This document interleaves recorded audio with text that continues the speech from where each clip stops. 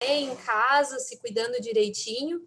E primeiro eu gostaria de agradecer ao professor Fabrício pelo convite, né, por essa oportunidade de estar aqui conversando com vocês sobre um tema que, apesar de não ser o meu objeto principal de estudo, acaba que é algo que eu tenho muito prazer em estar lendo, em estudar, em tentar entender, né, esses fenômenos relacionados a gênero, e também a refletir e conversar com outras pessoas. Então, acho que é um espaço bastante importante de troca, a falar, né, sobre mulheres na ciência, assim como é relevante pensar sobre outros grupos que são subrepresentados dentro da ciência. Então, já é um spoiler aqui que mulher é, assim, subrepresentada, assim como negros, especialmente se a gente olhar mulheres negras, a população LGBT, indígenas e por aí vai, né? Sem contar quando ocorre o somatório dessas características. Por exemplo, uma mulher negra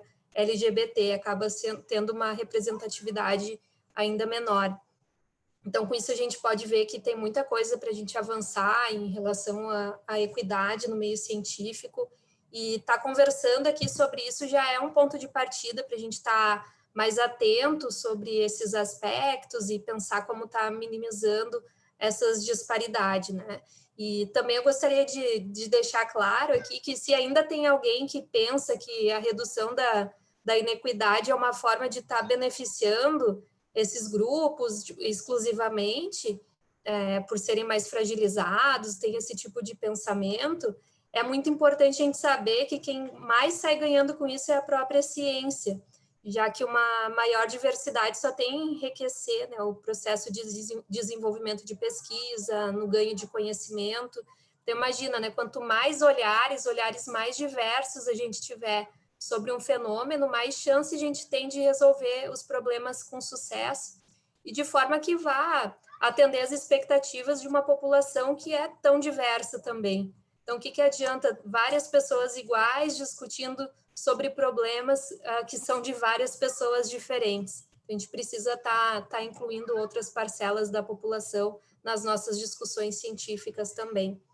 Então, hoje a gente vai falar aqui sobre essas questões relacionadas a gênero dentro da ciência, sobre estereótipos, então os papéis que são atribuídos aos homens, às mulheres, também aos próprios cientistas, além de alguns dados sobre percentual de mulheres em cada etapa da carreira científica, como que a gente está em relação a bolsas, a publicações e algumas ações que podem ajudar a estar reduzindo esse gap, essa lacuna que existe. Mas antes de passar lá para o próximo slide, que eu já estou há um tempo nesse, eu gostaria que vocês usassem uns 5 segundos para fazer um desenho mental da imagem que vocês têm de um cientista, né? Como que seria um cientista?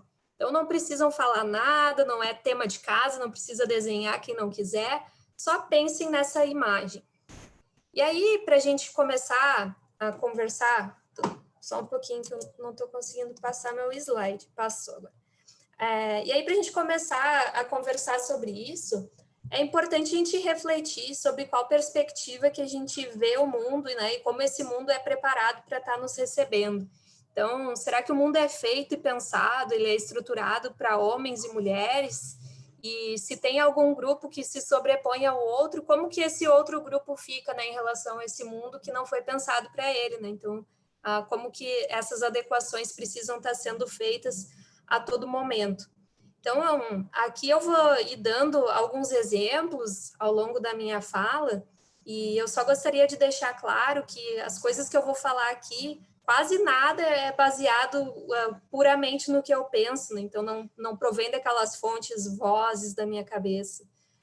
Como eu sei que esse acaba sendo um tema que incomoda algumas pessoas, aquelas verdades que não são tão confortáveis de estarem sendo ouvidas, eu achei essencial estar pautando a minha fala em dados publicados, até mesmo porque aqui a gente está entre cientistas e, portanto, a gente deve trabalhar com base em evidências e hoje não vai ser diferente.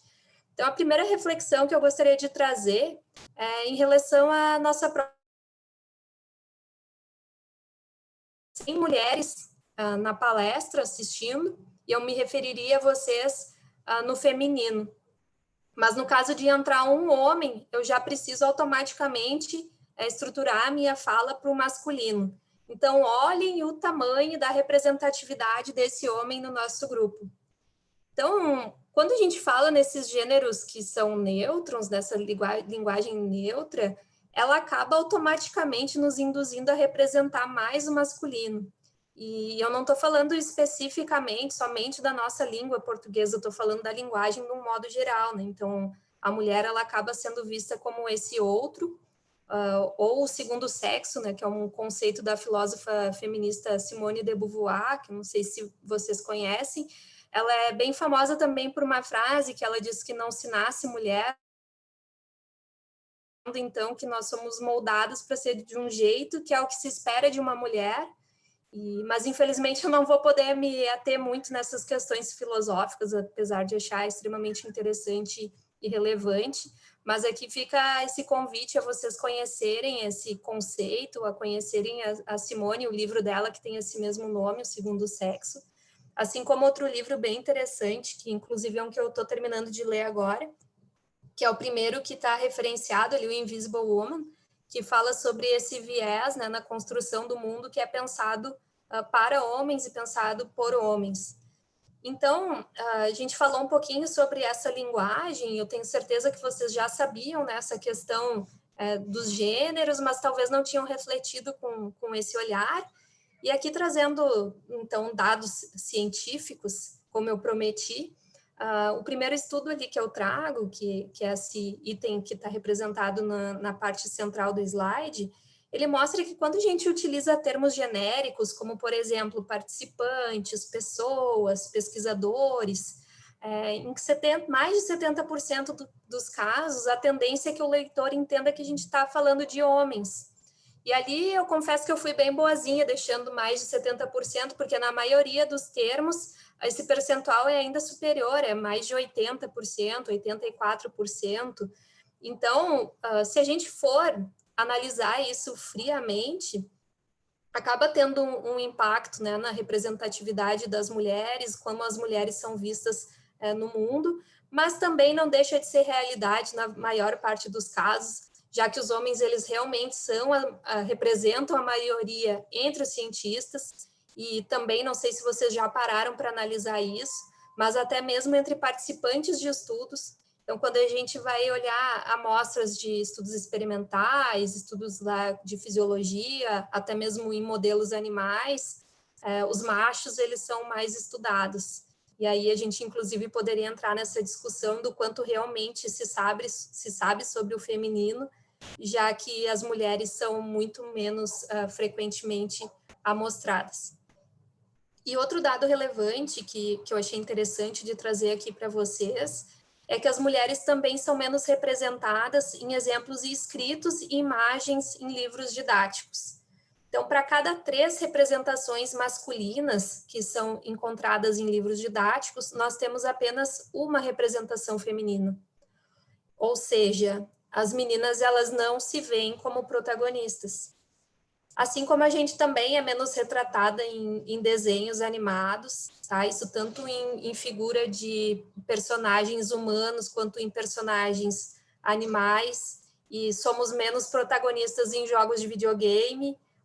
Em muitos casos, quando tem uma personagem mulher, ela é hipersexualizada, ou então ela é aquela princesa frágil que precisa ser salva.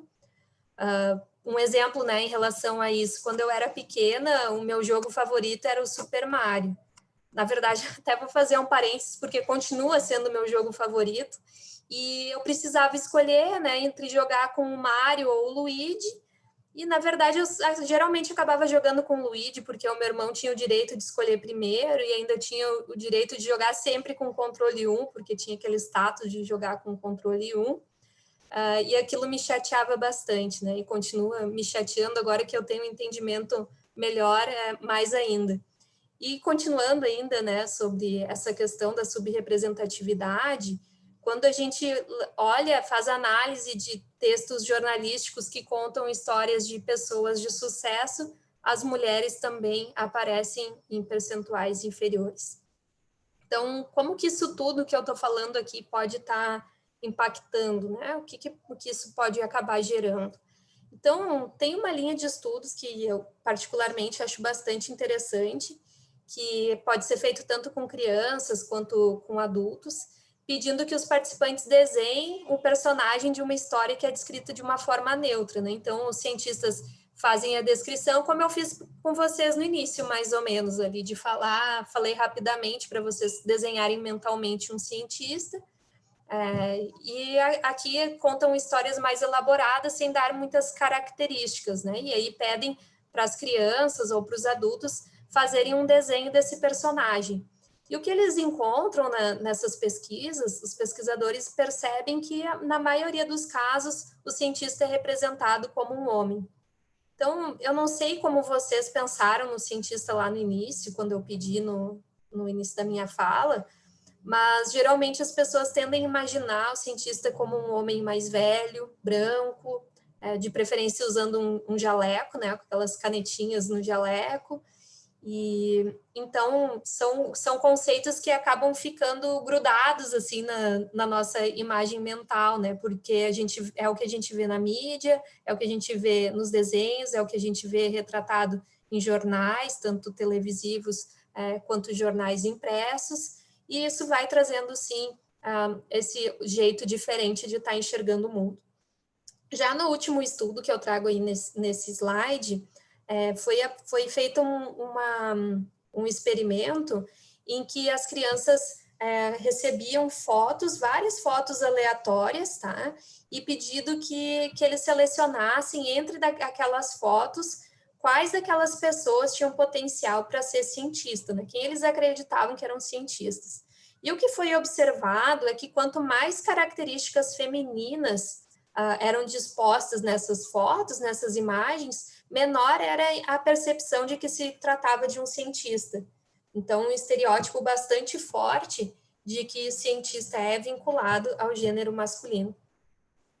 Ainda nessa linha de raciocínio, um grupo de pesquisadores analisou mais de 3.000 imagens que provinham de 333 sites sobre ciência, e fizeram, então, a identificação, eles distribuíram essas imagens entre as profissões que eram representadas. E o que eles identificaram é que quando a profissão representada era de professora, a mulher, ela aparecia ali, como vocês podem observar na coluna central da figura, mais de 60% dos casos. Enquanto que em desenhos ou imagens que referenciavam cientistas, o percentual feminino representado era um pouco acima de 20%. Então, só para que vocês entendam por que eu estou falando disso, é que realmente a representatividade e os papéis que são esperados para cada gênero, eles acabam influenciando as nossas escolhas, né? Então, a gente precisa ter mais exemplos de mulheres em papéis de protagonismo e como cientistas também. Mulheres assumindo posições de poder, isso é muito importante para que as meninas cresçam com essa visão de que há essa possibilidade. E aí, complementando a pergunta que eu fiz inicialmente, vocês fizeram uma imagem, né, uma imagem genérica de um cientista. Agora, eu queria que vocês pensassem no primeiro nome de cientista que surge na mente de vocês. Então, um nome agora específico. Então, muito provavelmente, eu não sei, vocês tenham pensado em algum desses rapazes aqui, desses jovens senhores. Aposto, assim, que o Einstein, ele sempre é um dos mais lembrados. Inclusive, eu apostaria que vocês lembraram dele com a língua de fora. E outros pesquisadores também que são bastante citados, é o Darwin, o Newton, o Tesla, o Thomas Edison, Galileu Galilei. E algumas pessoas podem ter feito, até talvez conscientemente ou inconscientemente, esse exercício de lembrar da Marie Curie, que ela foi não somente a primeira mulher, mas como a primeira pessoa a receber 2 prêmios Nobel, né? Ela recebeu um de física e um de química, então ainda recebeu de áreas diferentes, esse é o diferencial dela. Ou talvez tenha lembrado ali da Hipátia de Alexandria, que ela acabou ficando famosa porque teve um filme contando a história dela, né? Ela foi a primeira mulher reconhecida como matemática, mas ela também trabalhou com filosofia, com astronomia, E algumas pessoas podem até ter lembrado desse rapazinho aqui, que é o Dexter, que também é um cientista muito famoso, né? Principalmente quem lembrou disso deve ser pessoas mais jovens do que eu. Mas existem muitas mulheres extremamente relevantes para a ciência que elas acabam não tendo a sua história tão bem representada quanto as dos homens. E, de novo, né, isso acaba gerando falta de modelos a serem seguidos, porque os modelos que nós temos, eles não nos espelham muitas vezes. E aí, né, agora a gente vai dar uma olhada como a gente está em relação à proporção de homens e mulheres na ciência. Então, eu vou dar aí mais uns 2 segundinhos para vocês pensarem rapidamente qual o percentual que vocês imaginam que nós temos de mulheres cientistas. Esse relatório aqui levantado pela Unesco no ano de 2005, ele nos mostra que globalmente as mulheres representam 29% das pesquisadoras. E claro que há uma variação grande entre regiões e entre países. Na Etiópia, por exemplo, se a gente fosse olhar por país, as pesquisadoras representam apenas 8%.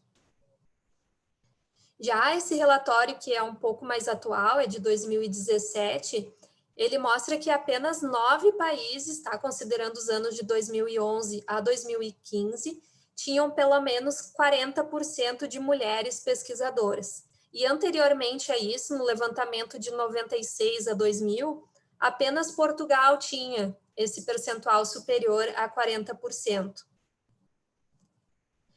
Sendo que Brasil e Portugal, eles são os países mais equânimes, segundo esse relatório, né? Então, a gente pode ver ali tanto Brasil quanto Portugal com um percentual de 49% de mulheres.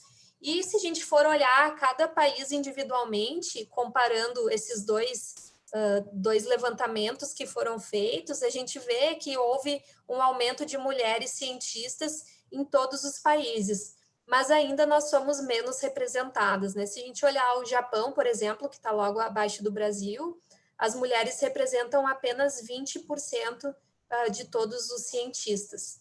E só destacando aqui que eu estou mostrando os dados de forma geral, mas que se a gente for olhar por área de conhecimento, a variação é gigante, assim, tem algumas áreas que a participação feminina ela é muitíssimo pequena. Aqui, por exemplo, analisando a publicação de mais de 1,5 milhão de autores da Web of Science, que publicaram entre os anos de 1900 e 2010, tá? Então, eles fizeram essa coleta a partir de 1900, só que utilizaram para fazer esse gráfico, fazer a maioria das inferências, dados a partir de 1945, que foi quando as mulheres começaram a ter uma presença um pouco maior, né? Então, para que eles pudessem ter comparativos. E aí, utilizando essas informações, foi possível perceber que, de modo geral, as mulheres representavam cerca de 27% das autoras, e quando era feito esse comparativo da evolução, né, conforme os anos, foi observado que houve um aumento de mulheres publicando. Então, se lá em 1945 nós éramos 14%, em 2005 a gente passou para 35%. E claro, né, como eu falei anteriormente, existe essa disparidade quando a gente vai olhar separadamente por áreas de conhecimento. Então, se a gente for olhar na parte de cima, né, os quatro gráficos de cima, a gente tem as ciências que são conhecidas como ciências duras, né, que é matemática, física, ciências da computação, engenharia. E nessas áreas, o percentual feminino é muito pequeno, né? Fica ali em torno de 15%, lá na engenharia, que tem um pouco mais de 17%. Enquanto, quando a gente olha para as áreas da parte de baixo, o percentual feminino é realmente um pouco melhor, né? Mas chegando ali no máximo em 33%, que é o observado dentro da psicologia. Já nesse outro estudo, ainda falando sobre essa questão de publicação, inclusive esse estudo é bastante legal, tá? Ele tem já no resumo, trazido um link que é interativo, então vocês podem estar clicando e estar brincando com os dados, olhando os dados por países, como que a gente quando que a gente vai chegar em uma equalidade em relação à publicação de homens e mulheres. Se alguém tiver curiosidade em estar olhando isso, tem como olhar por área, tem como olhar por país, por ano, é bastante interessante. E aí, então, voltando, né, mais especificamente a esse slide, nesse estudo foram avaliados mais de 10 milhões de papers que foram publicados entre 2002 e 2018. E essa imagem que está aqui no slide, ela nos mostra que os homens eles publicam mais em periódicos que têm um fator de impacto maior. Então, quanto mais azul estiver o quadradinho, são mais homens publicando. Quanto mais laranjinha ou vermelhinho, são mais mulheres publicando. E o quadrado da esquerda, na parte inferior, ele representa os jornais, as revistas que têm um maior fator de impacto, que é justamente onde os homens acabam se destacando. Além disso, eles fizeram análise de 115 áreas de conhecimento e verificaram que as mulheres publicam menos em 87 dessas 115 áreas.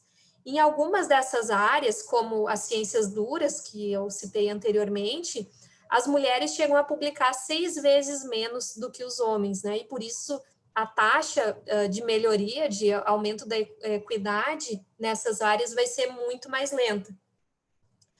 Por exemplo, né, o que esse estudo verificou é que a gente vai levar cerca de 16 anos para ter essa igualdade no número de publicações entre homens e mulheres de forma global, mas quando a gente olha especificamente para a física, a lacuna de gênero ela pode levar até 256 anos para ser fechada. E eu garanto para vocês que isso não é um erro de digitação, é isso mesmo, é 256. E aqui, né, com essa minha fala, a gente precisa ter muito cuidado em relação às conclusões que a gente pode tirar em relação a isso. Porque, de forma alguma, isso aqui quer dizer que mulher não tem a mesma capacidade do que os homens para publicar. Na física, por exemplo, né, que é o que vai demorar mais tempo para haver essa equidade, as mulheres têm um número muitíssimo inferior em relação aos homens dentro da área. E então, por isso, vai ser muito mais difícil de chegar no mesmo número de publicações dos seus pares masculinos. Além disso, outras hipóteses são levantadas pelos autores para que essa diferença aconteça. As hipóteses levantadas são que as mulheres elas são menos convidadas para integrar grupos de pesquisas, menos estimuladas pelos seus mentores, orientadores a publicar, e também são mais frequentemente barradas pelo próprio processo editorial. Ainda dentro dessa linha de discussão editorial, já foi evidenciado que as mulheres elas são menos convidadas também como revisoras, e principalmente se o editor ele for um homem. Então, aqui à esquerda, vocês podem ver, né, que foi feito um levantamento no New England, e eles apontaram que 18% havia apenas 18% das revisoras no ano de 2018, numa edição que eles publicaram, e aí eles acharam esse percentual tão baixo que resolveram fazer o levantamento dos últimos 10 anos. Só que, para surpresa deles, o percentual era ainda menor, né? Passou para 13%. E aí eles resolveram olhar dentro das sub-áreas e começaram e fizeram o seguinte exercício de ver o percentual de mulheres que eram profissionais das áreas específicas, que é aquela coluna Female Profession, e do lado de só Female é o percentual de mulheres revisoras dentro do New England. E aí o que foi observado é que existe um gap em quase todas as áreas de conhecimento. Se a gente olhar ali, por exemplo, a primeira linha, que é a fertilidade, nós temos que 55% dos profissionais dessa área são mulheres. Quando a gente olha o percentual de revisoras, é de 15%, então gerando esse gap aí de 39,2%. Já esse segundo artigo que eu trago aqui, o da direita, é um artigo que foi publicado na Nature, né, mas de um modelo mais editorial, e eles fizeram a combinação de sexo e idade de mais de 7 mil autores que publicaram na Nature entre 2012 e 2015, e observaram que havia apenas 20% de revisoras durante esse período, sendo que mulheres primeiro autoras eram 27% e autoras em outras posições eram 23%.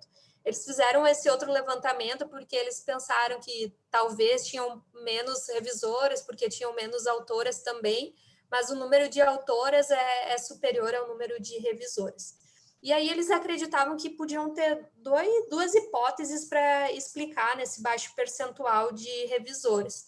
O primeiro é que elas eram menos convidadas a revisar, e o segundo é que as mulheres recusavam mais o convite de revisão. A primeira hipótese deles acabou se confirmando. Realmente as mulheres são menos convidadas para revisar. Se a gente olhar ali no gráfico B, são mulheres, quando tem uma primeira autora mulher, né, ela acaba referenciando uma revisora mulher em 21% dos casos, porém, quando é o primeiro autor um homem, ele referencia, indica uma mulher como revisora em 15% dos casos. Já no gráfico C, a gente observa o convite pelos editores. Então, se eu tenho uma editora mulher, ela vai indicar uma revisora mulher em 22% das situações, e um revisor homem vai indicar uma mulher em 17% dos casos. Então, a gente vê que esse viés ele não é só dos homens com as mulheres, né? As próprias mulheres também têm esse viés com outras mulheres. E a segunda hipótese relacionada à taxa de recusa das mulheres, que são menos convites, eles verificaram que era um pouquinho só acima da recusa relacionada aos homens, isso sem ter muita diferença entre as idades, então foi um dado, uma hipótese que eles não consideraram tão relevante quanto essa questão do convite recebido. E a Nature mesmo vem publicando editoriais falando do próprio sexismo que é observado dentro dessa revista e falando sobre o que tem sido feito para tentar minimizar, né? Então, essa primeira publicação de 2012 fez essa discussão, né, sobre por que tem poucas autoras e poucas revisoras, e principalmente em áreas que têm um maior destaque. Então, o que eles fizeram foi um levantamento de 5.000 revisores que avaliaram os artigos apresentados pela Nature em 2011 e verificaram que apenas 14% dos revisores eram mulheres. E quando tem aqueles editoriais que falam do perfil de pesquisadores, as mulheres foram representadas em apenas 18% dos casos. E aí, nesse momento, eles admitiram que pode ser que exista um viés chamado de viés inconsciente. Então, não acreditam que não seja conscientemente que isso aconteça, né, de escolherem menos mulheres, de falarem mais de perfis de homens, e fizeram, né, essa reflexão de que é preciso que os editores eles façam realmente um esforço consciente de pensar que mulher eu posso chamar como revisor. E aí, em 2017, eles fizeram um update em relação a isso, uma atualização sobre como eles estavam indo em relação a essa questão do sexismo dentro da revista. E eles mostraram que houve sim um progresso, apesar de ser considerado um progresso lento, né? Então, ali no quadrinho verde, na parte de baixo à esquerda, vocês podem estar observando que houve sim um aumento do percentual de mulheres fazendo revisão, né, ao longo dos anos, considerando que lá em 2011 eram 14%, em 2015 já eram 24%. Claro que ainda não é o ideal, e a própria Nature fala sobre isso, que não é o que eles esperam, mas é o que eles conseguiram atingir até esse momento, né, de 2017, com as ações que foram propostas. E esse editorial ele faz ainda uma provocação no final de que outras organizações científicas também façam esse rastreio das próprias taxas de participação de gênero e que continuem a estar relatando isso e a tentar diminuir, né, essa lacuna. Bom, então até aqui a gente já conseguiu ver que nós não estamos bem representadas como editoras, como revisoras, mas ok, né? Pode ser que a gente esteja melhor representada em outros níveis. E não, é uma doce ilusão, gente, não estamos, não. Então, quando a gente olha para dentro das academias de ciência, por exemplo, essa subrepresentatividade, ela persiste. Então, considerando todas as academias de ciência, as mulheres representam apenas 12% dos membros, isso em 2015. Então, a gente tem lá Cuba, né, que tinha 27%, que é o país que tinham mais mulheres na academia de ciências, e nós temos países como a Polônia que tinham apenas 4%. E o Brasil estava ali com 13%, né, quase que na média que foi encontrada globalmente. Mas não tem só notícias negativas, né? A gente teve um aumento ali para entre 2015 até 2017. Então, em 2015 nós éramos 13%, em 2017 nós éramos 14%. Então, nesse gráfico aqui, que não está muito legível, mas vocês podem ter uma noção da dimensão pela proporção das colunas. As colunas azuis, elas representam o número de homens, e a partezinha laranja lá embaixo é o número de mulheres, tá? Então, isso ali é a progressão ao longo do tempo. Aí, outro dado interessante em relação ao perfil dos membros da Academia Brasileira de Ciências é que as mulheres que estão na academia, 84% delas recebem bolsa de produtividade, enquanto para os homens esse percentual é de 60%. Ou seja, a mulher, para ela estar na Academia Brasileira de Ciências, ela tem que ser muito, muito boa. E para o homem, o crivo parece que é um pouco diferente, não sei qual é a impressão de vocês. E também é importante a gente falar aqui, já que eu entrei nessa parte da academia brasileira, que durante todos esses anos, já tem 104 anos de história, nunca houve uma mulher na presidência, e atualmente nós temos uma vice-presidente, que é a segunda a estar ocupando esse cargo durante todo esse período. E também eu não sei se vocês sabem como que funciona o processo de ingresso de novos membros, mas as eleições elas ocorrem por indicação. Então, um membro da academia indica pessoas que são elegíveis, e aí essas pessoas passam por uma votação. Então, fica aqui essa reflexão, né, de que será que existe uma chance de que homens indiquem mais homens para entrar na academia, ou que homens votem menos em mulheres para que ingressem? Mesmo que isso seja um viés inconsciente, como a Nature sinalizou, né, que é uma possibilidade. E essa menor ocupação de cargos de prestígio, ela acaba se confirmando em índices menores de coordenação de grupos de estudo e de pesquisa, em percentuais inferiores de mulheres em cargo de professoras titulares ou cargos de chefia, até mesmo em reitoria, né? Agora, 1/3 das reitoras são mulheres no país, e nessa mesma linha de pensamento sobre o quanto as mulheres acabam sendo barradas em algumas situações, essa investigação avaliou 365 pesquisadores britânicos no início da carreira, e eles também observaram um menor incentivo às mulheres. Então, aqui nesse primeiro gráfico, nesse que tem os dados mais em tons de azul, de verde, vocês podem observar o salário inicial de homens e mulheres. Então, as mulheres recebem um salário inicial inferior quando comparadas aos homens. Além disso, elas recebem um financiamento, né, um auxílio adicional menor do que os seus pares. E quando a gente vai olhar o tamanho dos grupos de trabalho dessas mulheres, os grupos também têm menos pessoas ajudando essas mulheres a desenvolverem os seus trabalhos. Então, aqui, só lembrando que nas universidades no exterior é diferente do que acontece aqui no Brasil. Então, quando o professor ingressa na universidade, ele negocia o seu salário, né? Não é que nem aqui que a gente tem já um salário fixado, que é igual para homens e mulheres. Então, pode ser que as mulheres elas tenham negociado de um jeito pior o seu salário, ou não tenham valorizado tanto o seu trabalho quanto os homens, ou pode ser que a universidade não tenha pago o que elas pediram ou ofereceram salários menores. Então, é bem diferente do que aqui no Brasil, até porque aqui no Brasil a gente está ótimo, né, gente? Está tudo uma beleza aqui. Então, como vocês podem ver aqui nessa notícia de março, uma notícia bem que a gente pode considerar recente, né? Inclusive é o mês das mulheres, o que acaba também fazendo que mais notícias desse tipo apareçam, né, em relação a como as mulheres estão em vários aspectos.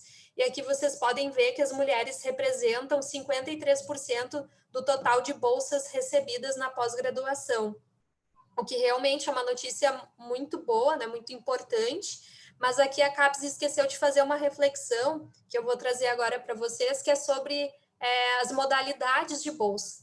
Então, o que a gente observa aqui nesse gráfico é que realmente, se a gente olha as modalidades ali de iniciação científica, as mulheres recebem mais bolsa do que os homens, ali mestrado e doutorado é quase igual, né, um pouco superior no mestrado para mulheres, mas quando a gente vai lá para o topo, né, para a bolsa de produtividade, que são as bolsas de maior prestígio, quando tu tem uma carreira mais avançada, o que acontece é que as mulheres recebem apenas 36% das bolsas. Então, o que acontece aí no meio do caminho, né? Para onde vão todas essas mulheres, essas bolsistas, né? E não deveria ter uma tendência semelhante.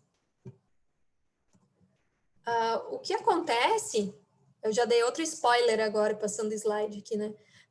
Mas o que acontece é que quando vai ocorrendo esse avanço da carreira, quanto mais a gente vai subindo degraus, menos mulheres nós temos. Então, se lá no início da jornada nós somos praticamente iguais aos homens em valores percentuais, a gente pode observar, né, que vai havendo esse declínio, né? Como eu falei anteriormente, as mulheres representam apenas 29% das pesquisadoras. Se fosse seguir a mesma tendência da entrada na jornada acadêmica, a gente deveria estar em pé de igualdade.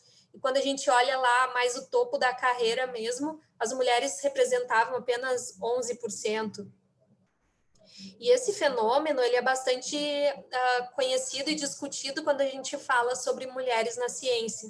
Tá? Esse fenômeno ele é conhecido, se a gente for traduzir para o português, como vazamento de duto, que é, embora exista essa proporção semelhante de homens e mulheres que ingressam na carreira acadêmica, uma parcela importante das mulheres vai abandonando esse processo no meio do caminho, e elas não chegam a atingir as posições de maior prestígio, né, que é onde os homens acabam predominando. E além disso, gente, além disso tudo, a gente ainda vai se deparar com outras situações do tipo essa notícia que eu trouxe aqui à esquerda, que é uma universidade de Tóquio que acabou admitindo, né, que eles faziam alterações, manipulavam testes, resultados de testes para que as mulheres ingressassem menos em universidades de medicina.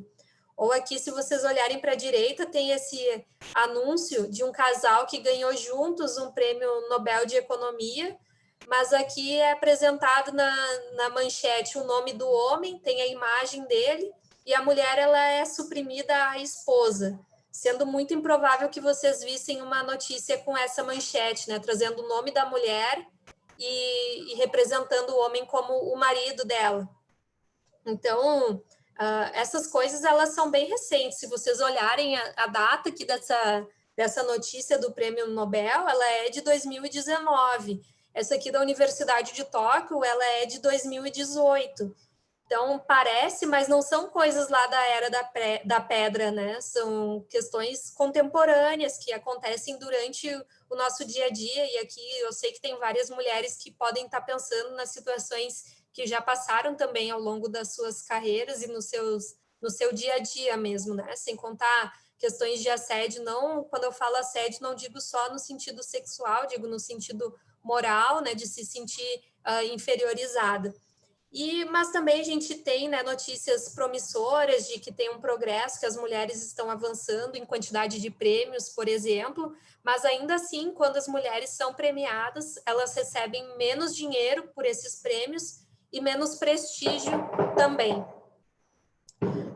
Então, aqui, ó, vocês podem tá vendo, né, como eu falei, não são vozes da minha cabeça.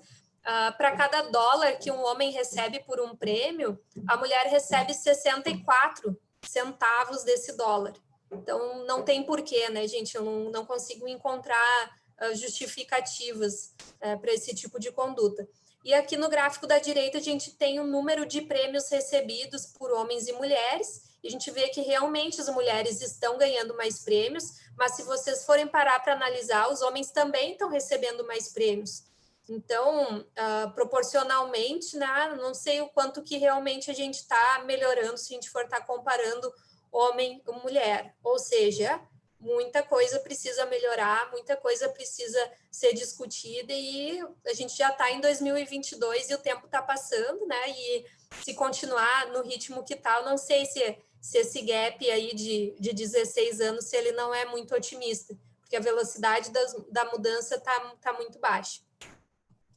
E esse panorama que eu apresentei para vocês até aqui, que tem sido visto de menos publicação, menos carreiras e cargos avançados, menor representatividade, isso tudo é impactado por um fenômeno que é conhecido como estereótipo de brilhantismo, em que características que são atribuídas aos cientistas acabam sendo mais atribuídas aos homens, como a gente vai ver a seguir.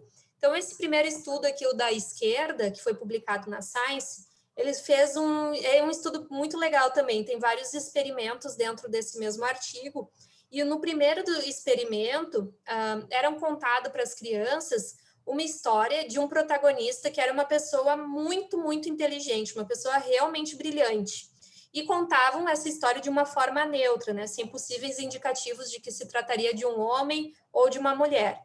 Depois disso, mostravam 4 fotos para as crianças, 2 de homens e 2 de mulher, e pediam para elas indicar, né, se esse protagonista muito inteligente, se ele era o homem ou se ele era uma das mulheres.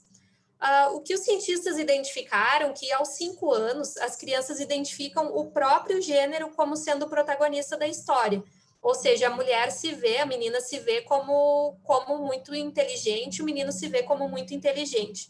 Porém, a partir dos 6 anos, o que acontece é que os homens, os meninos e as meninas começam a identificar os homens como sendo os mais inteligentes. Ou seja, esse estereótipo já começa a surgir lá no final da primeira infância.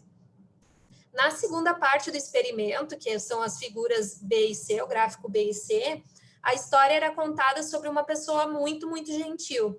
E aí o estereótipo se inverte, né? E a mulher começa a ser identificada mais frequentemente do que o homem, de novo, a partir dos 6 anos de idade. Então, ali a gente vê como essa primeira infância realmente é essencial, né, para a criação desse estereótipo. Então, ou seja, né, as características de brilhantismo, genialidade, inteligência acabam sendo atribuídas mais aos homens, e a gente vê que gentileza, cuidado, bondade acaba sendo atribuída às mulheres. E nesse mesmo estudo, eles complementaram oferecendo às crianças jogos, 2 tipos de jogos. Um tipo de jogo, somente pessoas muito inteligentes conseguiriam jogar. E o outro tipo de jogo, somente pessoas que tivessem que trabalhar muito, se esforçar muito, quebrar a cabeça, iam conseguir resolver. Então, eu acho que vocês já devem ter uma ideia, né, sobre que tipo de jogos os meninos escolheram, que é o primeiro grupo do brilhantismo, e as meninas têm a tendência a escolher mais esse segundo tipo de jogo, que exige uma demanda maior, né, um esforço maior para resolver, então não é uma habilidade considerada nata. Já no estudo superior à direita, que também foi publicado na Science, foi verificado que as mulheres elas acabam optando mais por áreas que não são, quer dizer, optam menos por áreas que reconhecem, né, essa habilidade de inteligência inata, né, o que acaba complementando o que eu falei do estudo anterior, né, do quanto esses estereótipos acabam sendo influenciadores. Enquanto o último estudo faz a sugestão de que sejam evitados os termos como brilhante, gênio, e que sejam estimulados, né, ressaltada a importância do esforço, da prática, da persistência para atingir o sucesso, né, demonstrando que esse sucesso ele não depende apenas de uma habilidade inata, mas sim de outros fatores que, inclusive, podem ajudar a reduzir esse gap. E esse tipo de estudo nessa linha, eles se baseiam num conceito que é chamado associação de habilidades específicas requeridas por área. O que isso quer dizer, né? Esse nome super comprido. Isso quer dizer que a disparidade de gênero na ciência, de certa forma, ela pode ser explicada por 2 fatores. O primeiro é essa crença de que o sucesso em uma determinada área se baseia em uma capacidade inata, né? Por exemplo, tu imaginar que para ser um bom cientista precisa ser muito inteligente.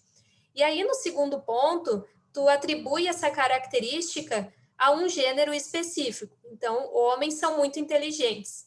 E aí o que acontece é que mais homens acabam indo para a ciência do que as mulheres, porque elas não se identificam com essa capacidade, elas se identificam com capacidades para outras coisas, para outros estereótipos que são construídos para elas. Então, inclusive sobre esses estereótipos, né, eu acho que até os homens devem refletir sobre isso, né, sobre o quanto eles se dão por satisfeitos por ter um estereótipo de que eles são, que as coisas que eles conquistam vêm de uma forma assim inata, porque eles são super brilhantes, então tudo é muito fácil. Quando na verdade a gente sabe que na carreira de cientista a gente precisa estudar e trabalhar muito, ambos os sexos, todo mundo precisa. Porém, algumas pessoas parece que têm uns percalços um pouco maiores, né, no meio do caminho. Então, esses estereótipos masculinos, eles acabam ficando mais semelhantes aos estereótipos que são atribuídos aos cientistas, e as mulheres acabam ficando mais distantes desses estereótipos dos cientistas. Então, aqui, o que eu trago para vocês de resultados é que foi demonstrado, né, que as mulheres, elas acabam não sendo tão reconhecidas pelas características de cientistas, como ter objetividade, racionalidade, assertividade, até mesmo porque mulheres que têm essas características, elas às vezes são descritas como mandonas, são desagradáveis, são arrogantes, aquela que se acha, né, dona de tudo, enfim. E aqui a gente faz, né, abro esse parênteses para fazer uma reflexão de que realmente é muito difícil quando tu está se expondo, né, como mulher, e vocês com certeza já viram informações sobre isso, o quanto a mulher é interrompida nas suas falas, o quanto as suas ideias são roubadas, né, por homens, e assim, gente, eu juro que isso realmente acontece, e eu não estou dizendo que é feito propositalmente ou de maldade, assim, um plano maléfico do mundo, tipo Pink Cérebro para dominar o mundo e tal, mas é preciso a gente ficar com olhos e ouvidos atentos a essas situações. Então, por isso que às vezes a gente precisa, assim, falar mais, a gente precisa falar mais alto. Quando a gente for interrompido, tem que dizer só um segundo, querido, eu não terminei de falar, e tá expondo a situação, porque se a gente não expõe, as coisas não mudam, e às vezes as pessoas não se dão conta do que elas estão fazendo, né? E, inclusive mulheres, né? Porque não é só o homem que ajuda na perpetuação do machismo. Então, as mulheres também, em alguns casos, e quando a gente está desperta para essas situações e despertos também, a gente tem que estar abordando esse tipo de discussão. Então, esse olhar, ele precisa estar atento, precisa estar treinado.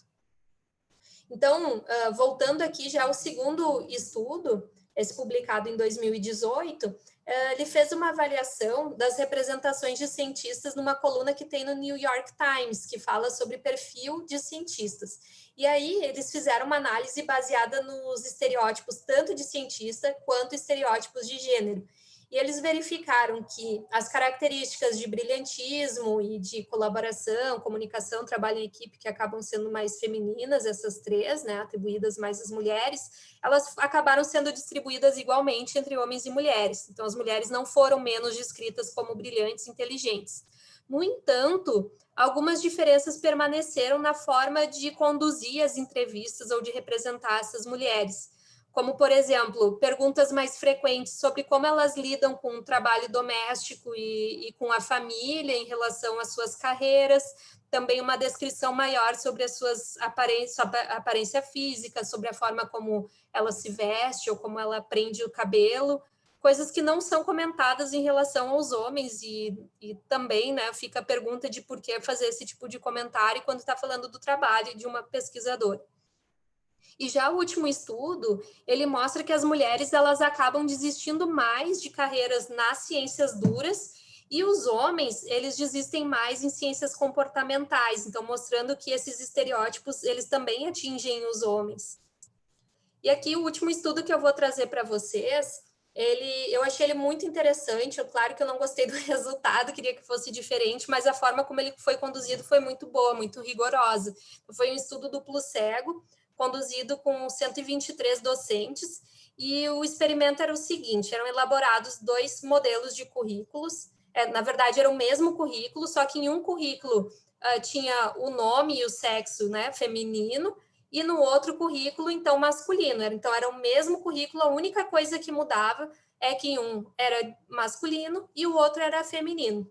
E o que foi observado é que as mulheres, elas foram avaliadas pelos professores como menos competentes, menos contratáveis, receberam menos ofertas de orientação e também salários iniciais inferiores, né, quando comparadas com os seus pares que eram idênticos a elas. Então, não fazia nenhum sentido lógico, né, elas terem essa avaliação inferior.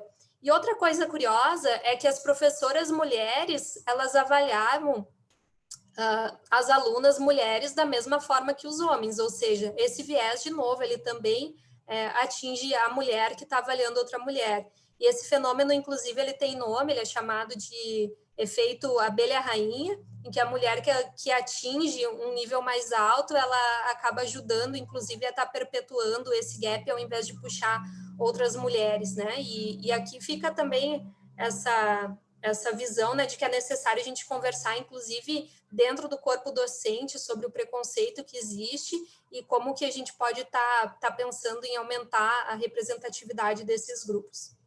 Mas, né, eu não quero ser só agente do caos e ficar dando más notícias, até porque eu procuro ser uma pessoa bastante otimista e falar de coisas boas. Então, eu deixei para o final trazer alguns aspectos positivos, como, por exemplo, em 2018, né, que a CAPES lançou esse grupo de trabalho que tem esse olhar voltado para o equilíbrio de gênero na ciência.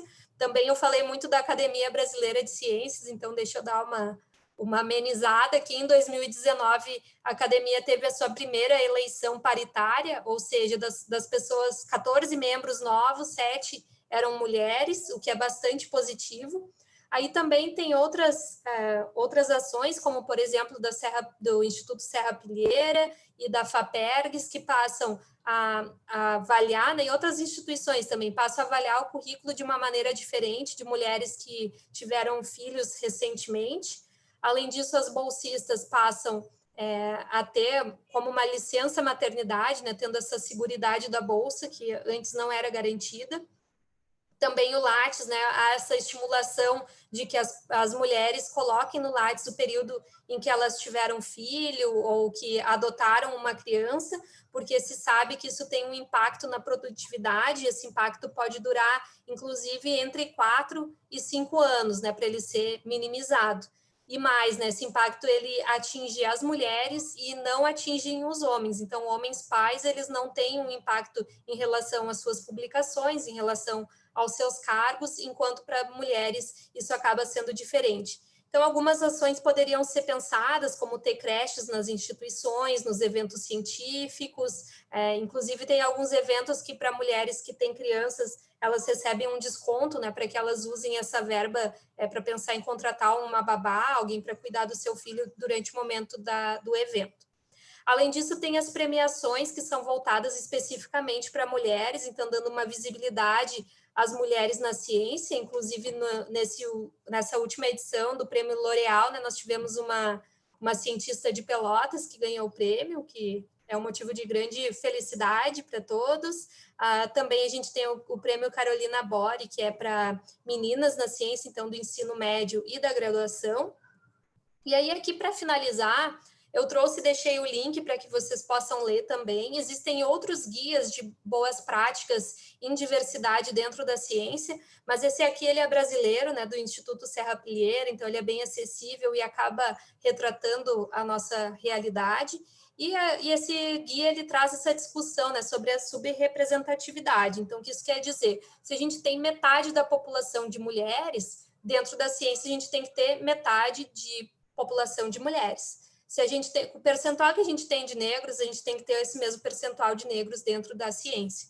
E aí ele dá dicas de como ter ações, né, para fomentar essa diversidade através de composição de equipes mais diversas, ações de inclusão mesmo após a contratação, de como fazer essa sensibilização da equipe na mudança de cultura para uma cultura mais diversa, e também como ficar monitorando, né, a inclusão dessas políticas de diversidade. Então, só para finalizar, né, eu acho que é bem importante a gente estar olhando para dentro das instituições e estar treinando o olhar da seguinte forma: quando tem um evento científico, vamos olhar o percentual de mulheres participantes, tanto de pessoas que estão assistindo o evento, quanto de mulheres que vão falar no evento. Quando fizer uma banca, vamos convidar mais mulheres para a banca, vamos convidar mais mulheres para serem revisoras e para participar dos nossos grupos de pesquisa. Tá? Então, aqui, claro, eu falei de mulheres, mas eu acho super importante que os outros grupos também sejam levados em consideração. Então, eu agradeço pela atenção de todos, espero que eu não tenha extrapolado muito no tempo e estou aqui disponível para conversar com vocês. Obrigado, Leoni, pela tua fala, tua intervenção, que eu já sabia que seria muito boa e não abre os olhos dos homens, né? Bate na cara dos homens.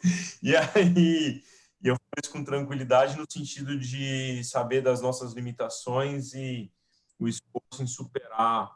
Isto parte do conhecimento do cenário. Eu acho que ter clareza do cenário e entender que não é normal é essencial para a gente poder conseguir avançar na reorganização das práticas, apesar de todas as dificuldades. Tem uma fala da Elaine aqui, ela fala assim, baita fala, um lamento saber que ainda existe tanta discrepância. E a Cris parabeniza, né? Ótimas referências, parabéns. O Raul, lembra do Raul? O Raul está te parabenizando também, palestra incrível, você é super fera, parabéns. Então, acho que tu fostes uma metralhadora de informações no sentido de bater sem parar e é engraçado porque as pessoas não estão falando, e eu conheço alunos de graduação e de pós, as pessoas não estão falando porque estão chocadas. Estão digerindo, né? Sabe aquele tempo que... Sei. Eu também tive isso só estudando o tema, né? E dentro da minha vida acadêmica, eu já passei por várias situações que me levaram a não saber nem como reagir no momento e precisar de um tempo para realmente digerir. E eu confesso que aqui, inclusive, eu tive uma certa dificuldade em estar editando informações, porque é tanta coisa, gente, tinha muito mais coisa que eu poderia trazer aqui para vocês. E eu tentei dar uma pincelada sobre vários aspectos para realmente trazer essas sementes para vocês estarem pensando depois. E a intenção, se realmente atingiu isso de chocar, a intenção era justamente essa, né? Então, como eu falei lá no começo, tem verdades que não são boas de ouvir e não é para ser boa mesmo. É para incomodar, é para tirar do lugar, é para a pessoa falar alguma coisa e se dar conta, putz, eu não podia ter falado isso, de corrigir pensamento, de corrigir forma de olhar as coisas. E, assim, isso é um exercício que eu faço também, né? Isso não é aquela coisa de, tipo, que é mulher, é feminista, então, assim, ela atingiu que está tudo ok. Não, esses vieses, eles estão intrínsecos mesmo há muito tempo, mas a gente consegue ir trabalhando isso e minimizando, e eu acho, assim, parabéns mesmo, Fabrício, pela ideia de trazer esse tema, né, independente de ser eu ou outra pessoa falando, esse espaço é essencial e eu acho que precisa surgir muito mais, e na educação física eu acho que ainda está pouco. Né? Então, tem outras áreas, por exemplo, nessas áreas que a gente fala, as áreas mais duras, que é onde a gente enxerga mais bruscamente essa diferença, acaba vendo mais essa conversa porque é mais chocante. Mas isso acontece na educação física também. Né? Eu posso, inclusive, dar um exemplo bem bobinho, assim, mas quando eu fui fazer a minha entrevista de mestrado aí na ESEF, que eu não conhecia ninguém, eu... não acredito, bem nessa hora. Professores, em Era só toda um a pouquinho, volta Vi. da Começa mesa. de novo, porque deu uma paradinha. Tá ouvindo agora? Então, é um relato, assim, e eu não estou falando, gente, sério, quando eu falo isso, eu não quero dizer que os professores da ESEF são maus, não, eu só estou relatando a minha experiência como mulher mesmo. Quando eu fiz minha entrevista para o mestrado, que eu não conhecia ninguém em Pelotas, eu entrei na sala, o Fabrício deve lembrar, inclusive, desse dia, porque ele estava lá, eu entrei na sala no Labifex e sentei na ponta daquela mesa comprida que o Ayrton tinha, e só tinham professores homens. E aí tu senta na ponta, assim, tu já tá numa situação de um estresse e talvez os homens não consigam entender como é isso. Mas tu estar em uma sala com, sei lá, 9 homens sentados, assim, te avaliando, é muito diferente. Quando tu vai fazer um concurso e tem uma banca que tem 3 homens, é porque eu também tenho esse olhar, né? Eu penso assim, por que não botaram uma mulher? A mulher, ela tem a visão diferente das coisas. Eu queria ver uma mulher ali para enxergar que existe a possibilidade de eu chegar lá também, sabe? Então, eu acho que a gente precisa pensar sobre isso, né? E, assim, eu já participei de um evento da Brasco, que eles fizeram algo que eu achei sensacional, que foi o primeiro, talvez, que eu tenha visto essa questão da diversidade, que foi o seguinte: quando eles organizaram o evento, eles já estruturaram da seguinte maneira: ia ter o mesmo número de mulheres e homens palestrantes, o mesmo número de homens e mulheres na coordenação, fazendo, como é que é o nome? Cuidando das mesas, trabalhando em todos os aspectos, né? Então, as palestras eram bem divididas, sempre tinham palestra com homens e mulheres. Poxa, isso aí é uma coisa tão simples, né? Será que a gente não consegue encontrar realmente mulheres para estar exercendo essas funções? Ou será que a gente está apenas indicando aquelas pessoas que são semelhantes a nós? Então, isso é bastante importante, né? Da gente ver o que a gente quer perpetuar e que tipo de exemplo a gente quer dar para os nossos alunos também. Concordo demais. E muitas vezes é uma situação que a gente demora para amadurecer, sabe, para enxergar, né, e depois para reconhecer. Depois de todo este trajeto, ainda tenho revisitar cotidiano. Então, e eu falo assim, o meu lugar de fala como homem, professor, orientador, e declaro isso publicamente, são mais de 50 pessoas aqui. Todos os dias que eu vou interagir com as pessoas, eu paro e penso, como que eu posso incluir? Eu preciso, assim, eu não posso esquecer que eu preciso incluir, sabe? Assim, é cotidiano ficar pensando sobre isso, é cotidiano, porque é tão... É, não é pressão, sabe? Mas é tão um mesmo fazer que a gente precisa o tempo todo estar alerta para ficar retomando isso. Porque o meu lugar de fala é um lugar confortável, sabe? Branco, doutor, líder de grupo de pesquisa, etc. Então, é um revisitar cotidiano, Ni. É um revisitar cotidiano. E é o que a Nature acabou falando lá, né? Que esse esforço, ele é um esforço consciente. A gente precisa, não é assim, vou agir naturalmente. Não. Demora um tempo para isso estar realmente em ti, né? Isso se tornar um aspecto natural. Às vezes tem algumas entradas que elas precisam ser forçadas, porque senão elas não vão acontecer, né? Porque a tendência é a gente tá mantendo uma situação que é de conforto. Então, se tu tá bem, se as coisas estão caminhando bem, para que eu vou estar me desacomodando, né? Só que mesmo que isso seja em detrimento de outros grupos.